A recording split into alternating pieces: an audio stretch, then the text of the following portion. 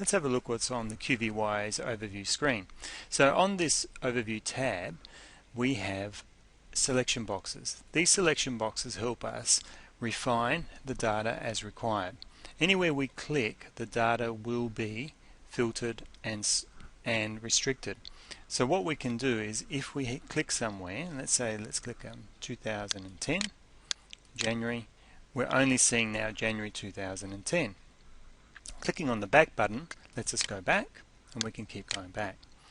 If we want to have a look at January, February, March 2010, let's find a customer. So we find a customer, we can click on that customer. So it's just for that particular customer that we've got that information. Hold the Shift key down and click again, and we're getting a little bit more, some more customer information. Now, these little green dots indicate that we've restricted data or filtered the data on these other tabs. The information is presented to you in a more summary format on the leftmost tabs, going right down into the more detailed tabs. So over here we've got some more detail. This screen looks a lot better on a large monitor, but if you need to zoom in, we can.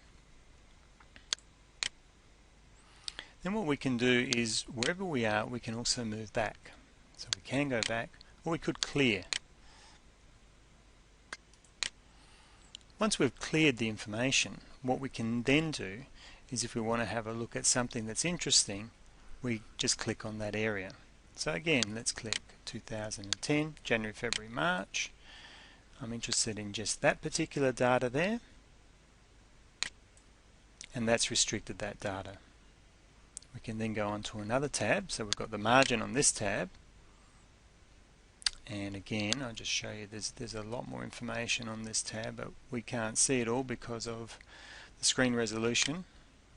So this system works really well on a 24-inch monitor, and wherever we click we can see more information, and it's highlighted in different ways.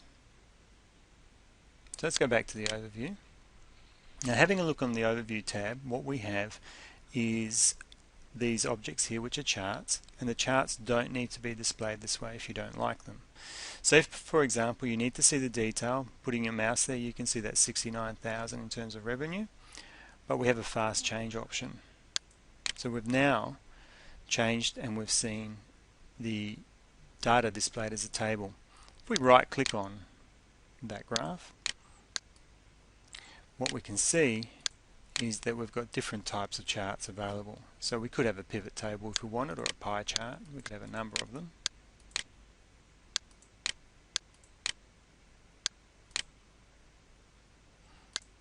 Depending on what suits your business is how you display this.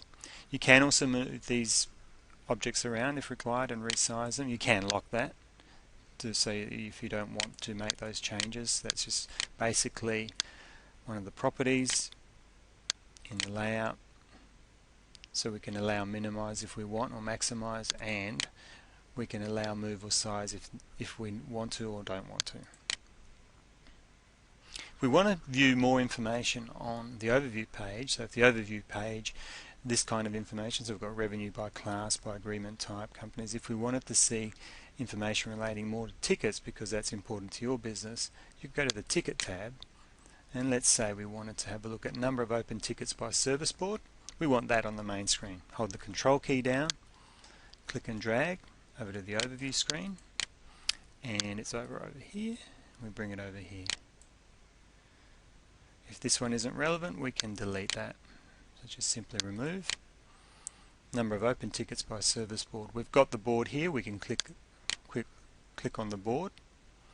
Again, these list boxes, they can be sized differently depending on your business. What's important? If you need to see the board up the front, if that's more important than the member, you do that. Bookmarks are the next most important thing. So if this information is relevant, or let's go back, something like this.